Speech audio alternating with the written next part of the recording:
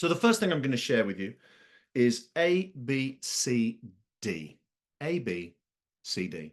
Now, I'd also like you to reflect when you normally present. So in fact, remember the last time you presented in business, which frankly could have been this morning in a meeting online, couldn't it? This morning or during this week, or maybe even last week, the last time you were sharing information in business, a presentation, formal or informal. I'd like you to remember that situation. Now, in preparation for that situation, what was the first thing you thought? So someone said to you, could you present on that? Or you decided, I'm going to make a presentation. What was the first thing you did? Try and remember. So you're preparing and thinking about it. What's the first thing you think about in preparation? So using chat for me, in a real scenario, what's the first thing you did in preparation for the communication or presentation you made recently? It's the first thing you did in order to prepare your communication and presentation. Thank you, Bertrand. You're first up. I'll come back to that. Thank you. Charlotte is saying my messages to land, gather all the information. These are very logical things, aren't they? Capturing the key points I want. Yep. Okay, thank you. And we've got a lovely blend in the answers here of two different things.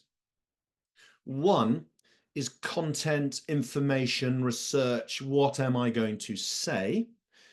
And the second main theme I'm hearing is understand my audience. And the essence of ABCD is to make sure we only do one of those things first. And it's the A, not the C. So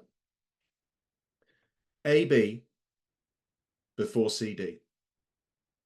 AB before CD.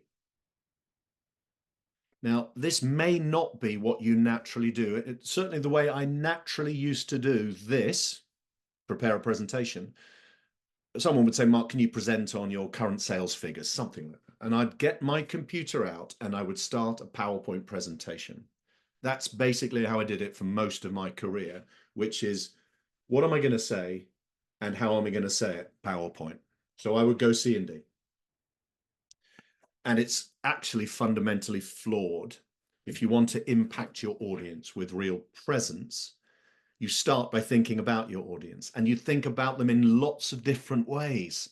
What do they already know? What do they need to know? What is their character? What is their culture? What language do they speak? So Bertrand Jacob, who was the first to answer with audience, well done, Bertrand. Bertrand's first language, I believe, is German, even though you speak multiple languages fluently. But your first language, I believe, is German. You speak beautiful Portuguese and English and. But if my audience does not have English as a first language, I have to think about how I communicate, don't I? Fundamentally, I have to think the speed of what I say, the quantity of what I say, and what impact do I want, given that people are probably translating as they listen. So A before B. Now B becomes interesting. And you may notice the spelling of behavior here has no U, and that's deliberate. It's the American spelling of behavior. The English spelling is with a U. But I've deliberately spelt it without a U because this is not about your behavior. This is about your audience. What do you want them to do when you are presenting? And that can be, and I've done it with this audience, by the way, I want you to be looking at me if your cameras are on. I don't actually need your cameras to be on. So that's not a behavior I particularly need. It's nice for me because I can see your faces, but I don't need it. What I need you to do is listen and show me that you're listening in some way. So when I ask a question in chat, I get lots of answers. That is a demonstration that you're listening.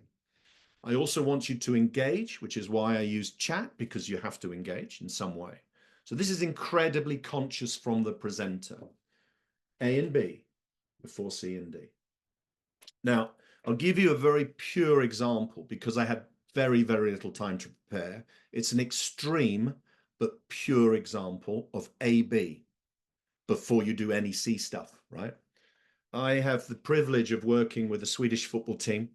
This is many years ago now, but it's a team in Stockholm, AAK Stockholm, fabulous team, the Black Army, go Stockholm. And I was working with them as a mental coach, and we had a very good season, which was great. We're in the Allsvenskan, which is the #1 league in Sweden. And we came to the very last game. And if we won the last game, we were to be Swedish champions for the first time in many years. It was very exciting. And I had a role in that, which made it very exciting. And I got tickets for the game, and I sat up in some fancy seats. I thought that's going to be great fun today.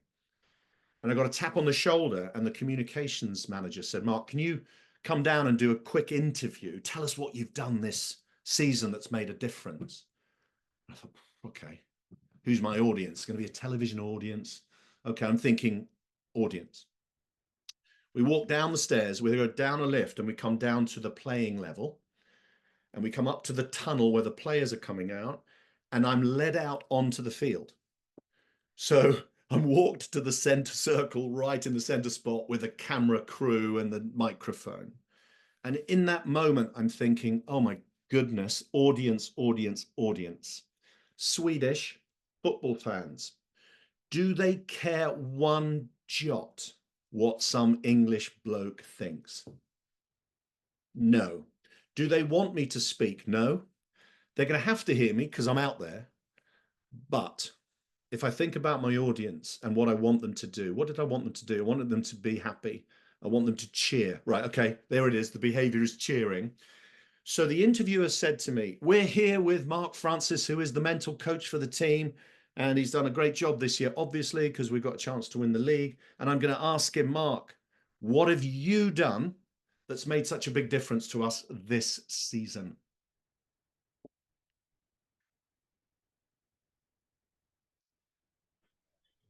Well, it's nothing to do with me.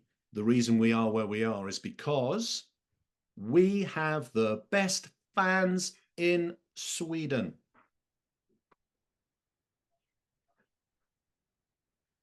Cheering, chanting, dancing, fireworks. That's the behavior that sentence engendered. Lots of noise, lots of celebration, to the point that we were totally drowned out, and I didn't have to answer another question. We walked back out, and then we watched the game. So I know that's a very simplistic example, but in the pressure of the moment, I went, oh, A and B. And therefore, my words were so short and so relevant to my audience that I got the biggest 35,000 people reaction that I've ever got to any presentation I've ever made. So, A, B before C and D.